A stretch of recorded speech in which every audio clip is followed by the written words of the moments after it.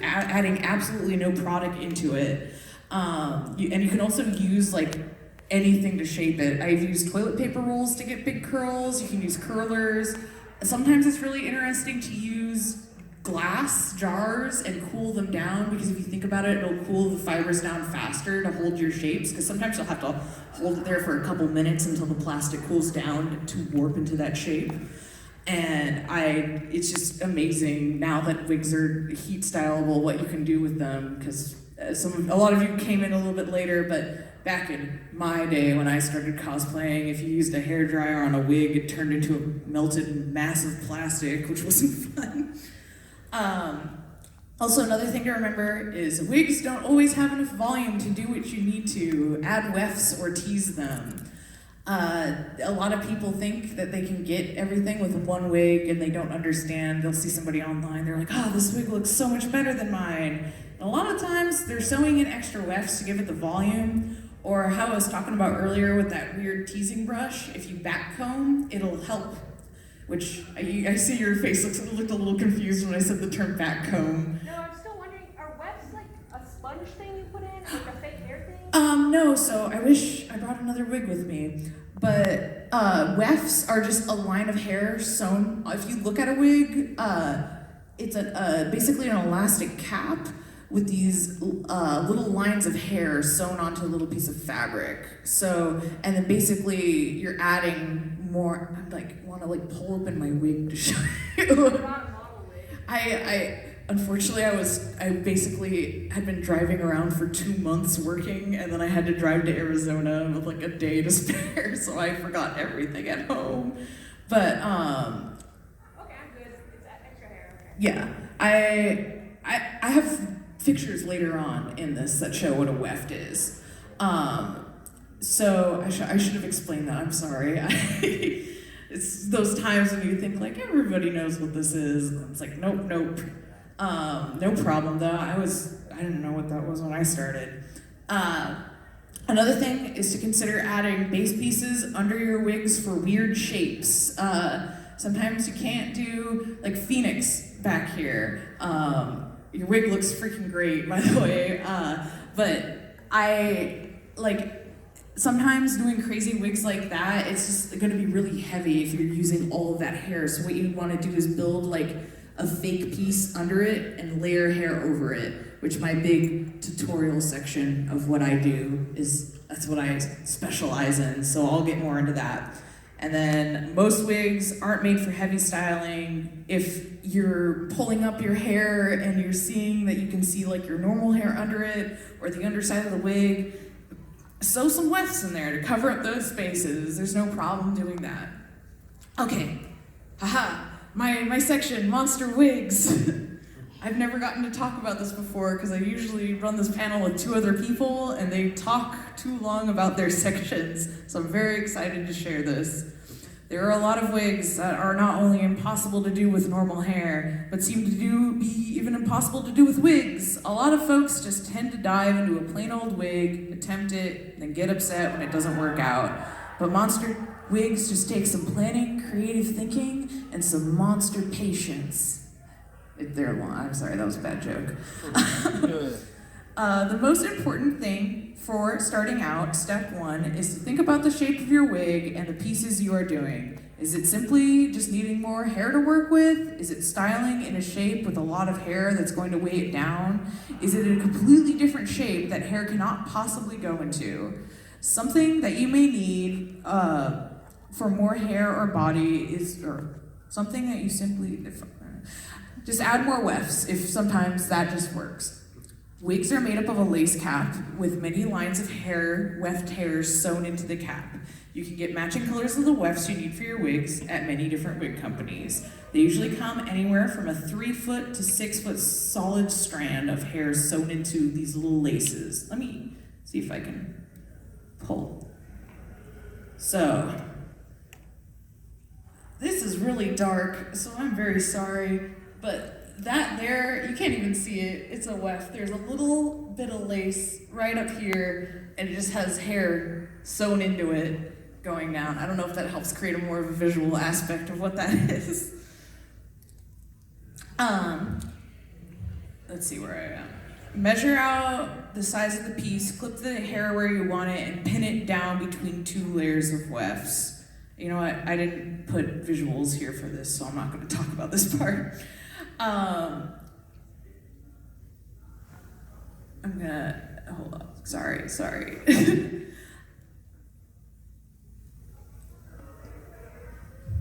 Just to remember that sewing in wefts is really time consuming because you're like trying to piece apart hair and like sew hair into it, and just allow yourself enough time for it. Don't think you can resew an entire wig in your hotel room and style it the same night of the con. It is not fun. I've tried to do it before and it ended in tears.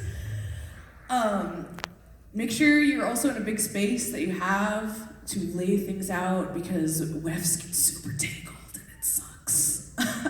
Actually, something I've learned for those who are familiar with wefts, it looks like you guys are people who wig up. Something I've learned to help keep my wefts from tangling is actually I get push pins and I pin the hair like Christmas lights almost on my wall, because when I lay it on the ground, my cat runs over it and she tangles up all the hair, or I move and I'm like, Jesus Christ, why did I do this? So that's a little trick one of my friends taught me, and I basically do it all the time now because it's a lifesaver. Also super easy to brush out all the tangles when it's on the wall instead of trying to do it on the floor. Another easy solution to avoid cutting your wig but adding body to it is buy 2 of the same wig, rip out all the hair out of one wig, and sew it into another wig.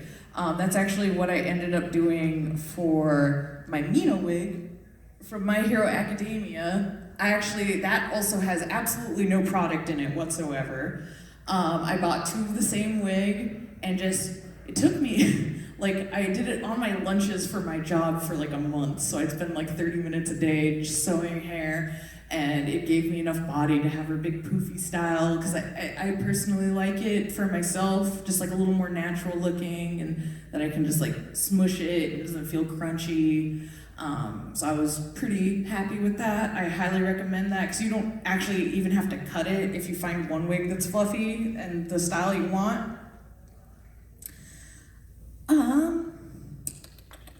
You can also use the method of sewing wefts to add different colored sections to wigs. You will need to cut the wefts out of one wig of the area you want to add new colors.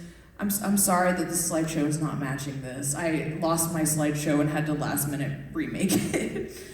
We're gonna skip that part. Okay. Sometimes anime hair is really crazy. They do things that hair shouldn't possibly be able to do. Well, hair might not be able to do that on your own. All you need is a base for the hair to follow. You can make a base out of many different materials depending on what you need. I've teased hairs from the wig, used thickened interfacing from Joann's, which is actually what this guy is. It's the thickest interfacing that you can buy at Joann's. It feels terrible, but it actually wig hairs stick really well to it with glue. You can use wire, paper. On this side, I actually just used wire and poster board to make a base of what I needed to start with. Expanding foam, and even upholstery foam. I used upholstery foam for my Peridot wig my friend commissioned from me. I just made a giant foam triangle that fit on my head and then covered it with hair. The opportunities are endless, and you experiment, see what you can use. You want to try to make it as light as possible, which is why sometimes adding a bunch of hair is not a good idea, because the heavier something is, the more it's going to droop, and also it's going to create strain on your neck and your back, and you're not going to want to wear your costume that long, which is a bummer if you spend a bunch of time on it.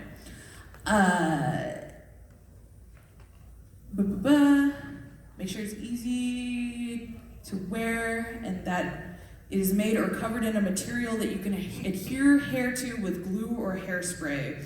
If you're using a base that isn't already part of a wig, you will need to think of a way to attach it either to your body or the wig. With pre-planning is really important. That's why you can't really add in how to attach it to your wig like after the thought. You're like, I made this piece. How am I gonna get it to attach to my head? So like these pieces are Nurse Joy loops that I made. So I made sure there was wire sticking out of them that I could wrap through the wig cap. And I left them longer than I needed just in case something happened. I also, the Philia wig in the beginning here, which is this character on the left. Yes. You can't really see it, but those weird spikes coming out of my side are actually hair. I made those out of wire and foam and covered it in hair, and I actually was worried because the things are huge. If you're standing forward, it probably comes out this far from my back, and I was worried that over the day it was gonna pull the wig down off the top of my head because it's also bulky on the back because there's a face on the back of my head. So for this wig, I actually made a harness that I'm wearing on my back, and the hair pieces actually slip into a harness, so all the weight is being carried on my back instead of the back of the wig. So sometimes you gotta get a little creative. Not how hair would actually work, but make sure it's what's comfy for you and what's gonna hold the wig best. Sorry, I keep going back and forth.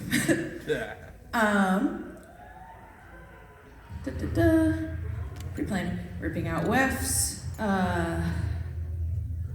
Yeah, so you can do anything from like, I know for Philia, I ended up actually ripping out the whole back of the wig, adding some interfacing there to make the shape of the face, and then I layered hair over it and attached the teeth, the eyes.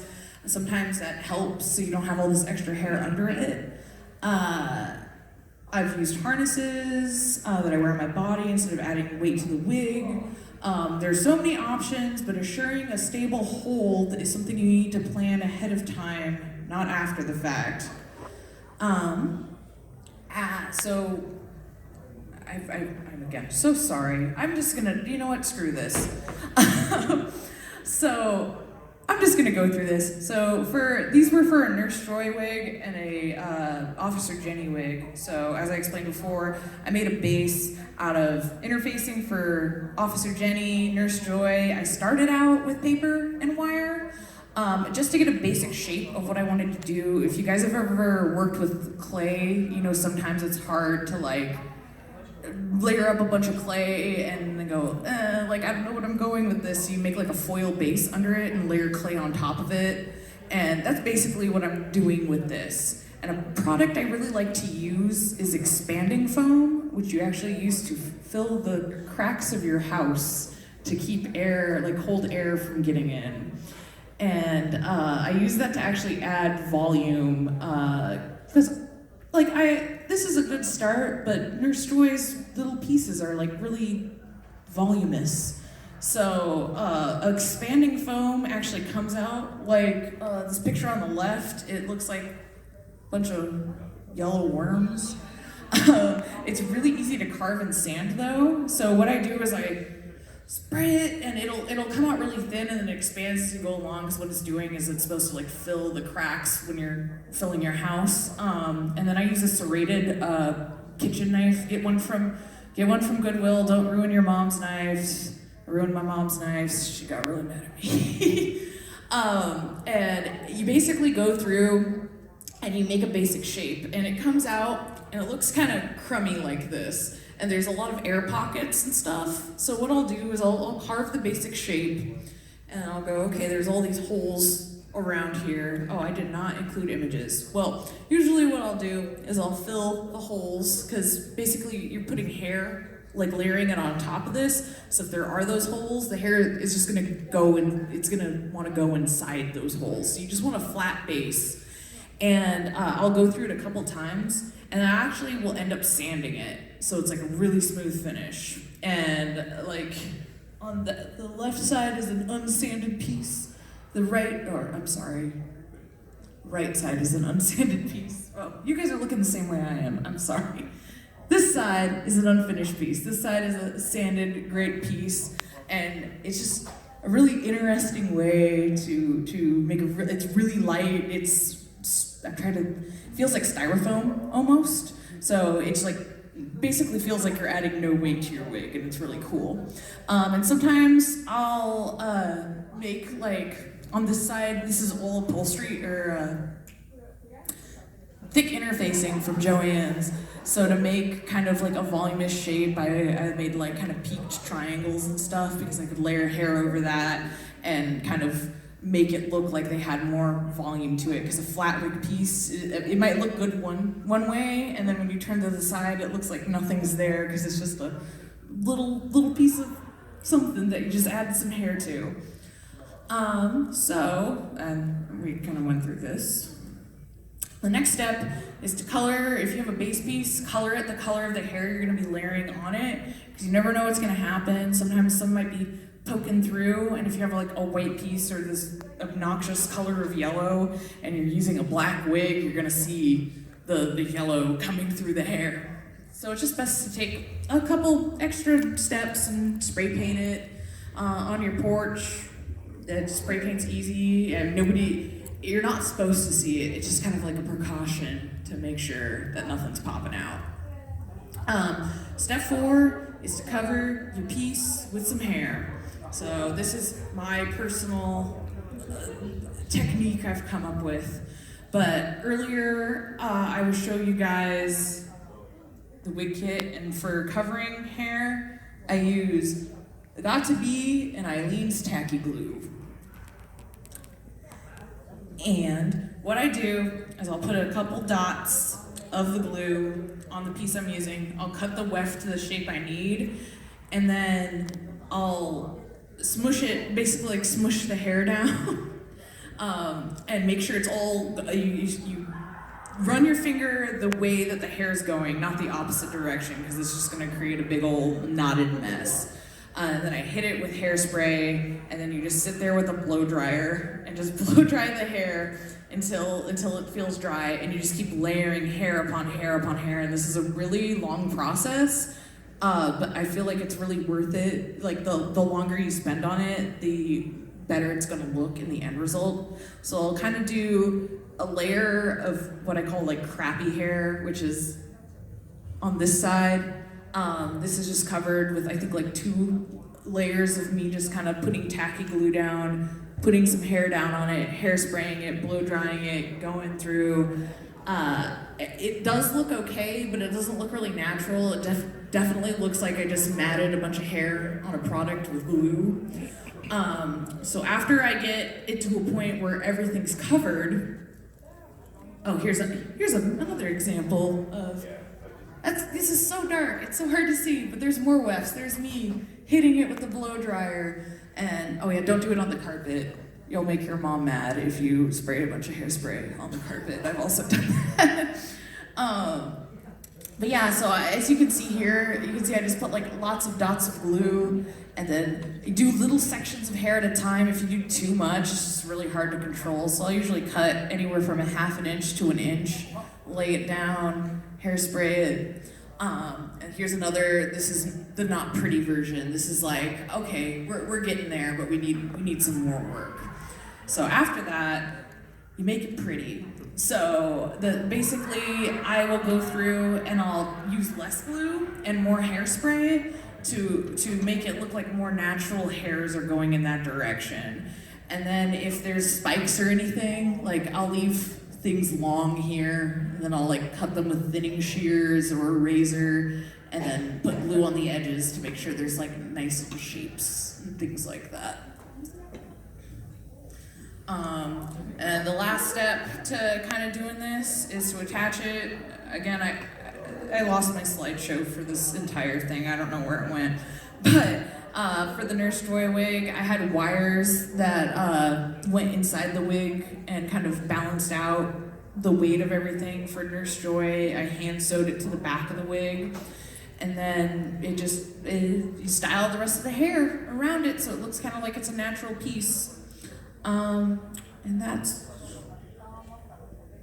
oh cool, this was a good time.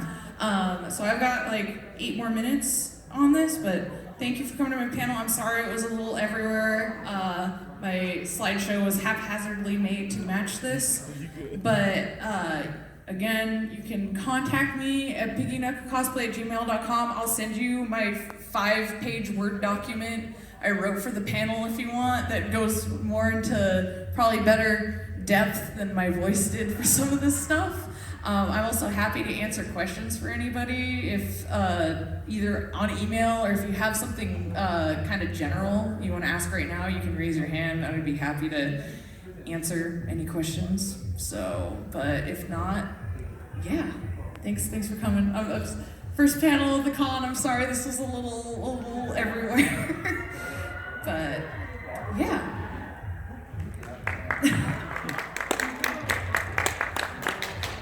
Do we have any questions? Yes, Phoenix. Have you ever made a wig out of like craft foam? I've used craft foam before as a base to put the like layer hair in the process that I was showing there. I know that it's harder to make like rounded shapes with that, which is a lot of what I get asked to commission. But if you need like for your Phoenix hair, I could totally see like using craft foam to kind of get angular spikes. Was there a specific wig you wanted to use that for, or something? I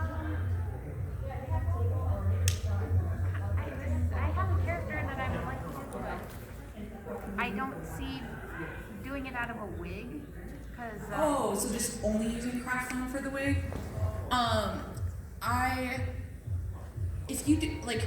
If you did that, I would suggest doing like hair layering maybe for that, like the process I was showing back there, like maybe making a base out of craft foam, because craft foam is not going to translate to hair the same way unless like... Well, his hair doesn't look like hair. It doesn't... What's a character? It's Mr. Sinister from the X-Men. Yeah, I know exactly who you're talking about. His style and everything. More Yeah. like almost like a Yeah, it is more crew cut because it's got this. it looks like a hard helmet crew cut. It's from Marvel? Yes, Marvel Mr. Comics. Sinister is he's a villain in the X-Men. One of the henchmen of Apocalypse, if I'm correct. Is I used to work with Marvel. it the one where he looks like a Dracula? Kinda, yeah. Okay. Got a red diamond on his forehead. Yeah. Yep. So I would, for that, I know it doesn't look like real hair, but I think like just doing craft foam is gonna make it look like you're wearing a helmet. It's just like gonna translate that way. So I would actually do some hair covering stuff. Or I know you guys came in a little late, but a thing of advice sometimes that I give when you're looking at these cartoon